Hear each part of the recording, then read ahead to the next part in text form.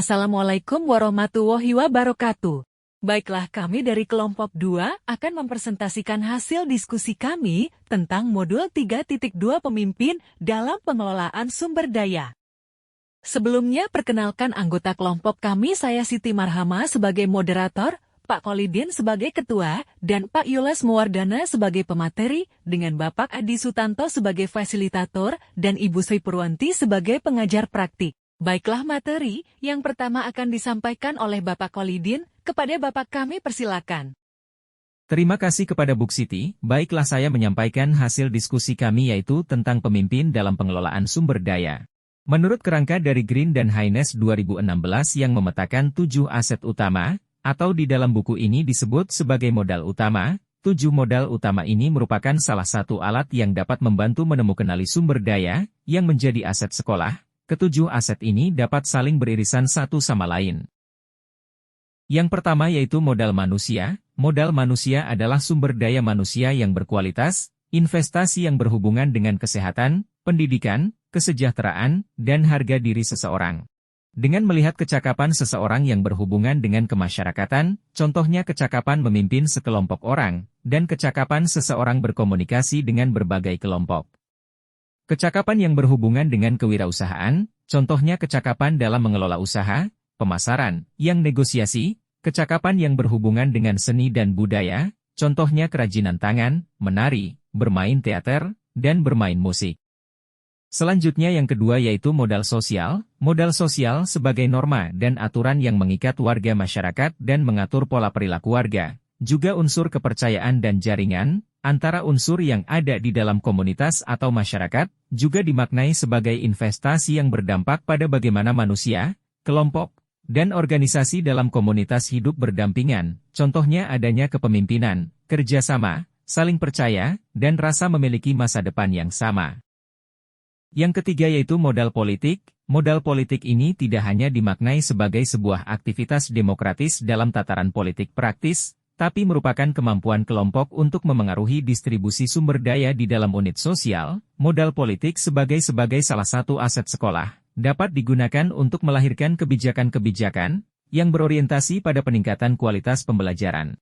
Yang keempat yaitu modal agama dan budaya. Identifikasi dan pemetaan modal budaya dan agama merupakan langkah yang sangat penting untuk melihat keberadaan kegiatan dan ritual kebudayaan dan keagamaan dalam suatu komunitas, termasuk kelembagaan dan tokoh-tokoh penting yang berperan langsung atau tidak langsung di dalamnya. Sangat penting bagi kita mengetahui sejauh mana keberadaan ritual keagamaan dan kebudayaan yang ada di masyarakat, serta pola relasi yang tercipta di antaranya dan selanjutnya bisa dimanfaatkan sebagai peluang untuk menunjang pengembangan perencanaan dan kegiatan bersama. Yang kelima yaitu modal fisik. Modal fisik adalah bangunan yang bisa digunakan untuk kelas atau lokasi melakukan proses pembelajaran, laboratorium, pertemuan, ataupun pelatihan. Yang keenam yaitu modal lingkungan atau alam. Modal lingkungan atau alam bisa berupa potensi yang belum diolah dan mempunyai nilai ekonomi yang tinggi dalam upaya pelestarian alam dan juga kenyamanan hidup. Modal lingkungan terdiri dari bumi, udara yang bersih, laut, taman, danau, sungai, tumbuhan, hewan, dan sebagainya, tanah untuk berkebun, danau atau empang untuk berternak, semua hasil dari pohon seperti kayu, buah, bambu, atau material bangunan yang bisa digunakan kembali.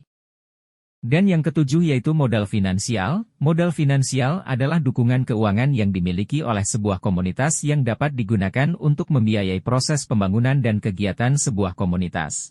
Demikianlah penyampaian hasil diskusi dari saya kembalikan kepada Ibu Siti. Terima kasih Pak Kolidin. Hasil diskusi selanjutnya akan disampaikan oleh Bapak Yules. Baiklah, terima kasih Ibu Siti. Selanjutnya saya akan menyampaikan hasil diskusi dari kelompok kami yaitu tentang pemanfaatan aset.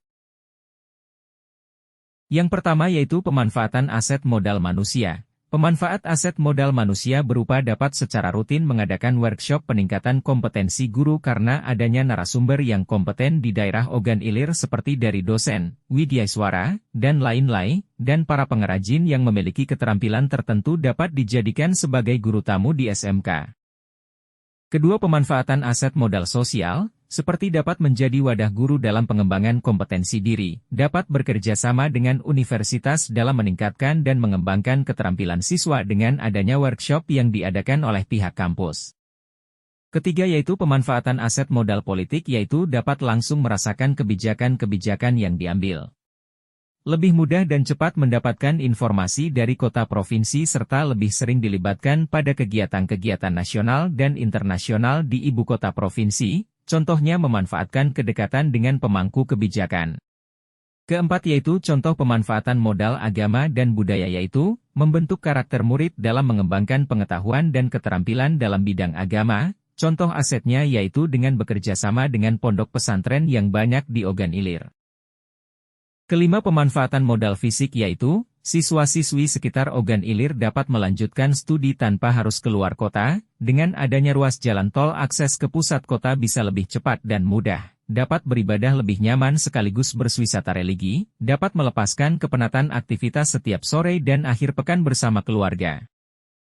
Keenam pemanfaatan modal lingkungan, sebagai bahan pemenuhan kebutuhan dan keberlangsungan kehidupan masyarakat Ogan Ilir, SDA yang dapat memberikan nilai ekonomi dalam bentuk mentah maupun yang harus atau telah melewati proses, industri, seperti mengelola bahan karet menjadi triplex, yaitu PT Wahana Lestari Makmur. Ketujuh pemanfaatan modal finansial yaitu, meningkatkan aktivitas dan ekonomi masyarakat sekitar, masyarakat dan pelancong lebih mudah mendapatkan produk-produk kerajinan lokal, contohnya membentuk UMKM kerajinan perak, emas dan membentuk UMKM pengelolaan makanan. Demikianlah presentasi dari saya kembalikan kepada Ibu Siti. Terima kasih kepada Pak Yules, demikianlah presentasi dari kelompok kami akhiri dengan wassalamualaikum warahmatullahi wabarakatuh.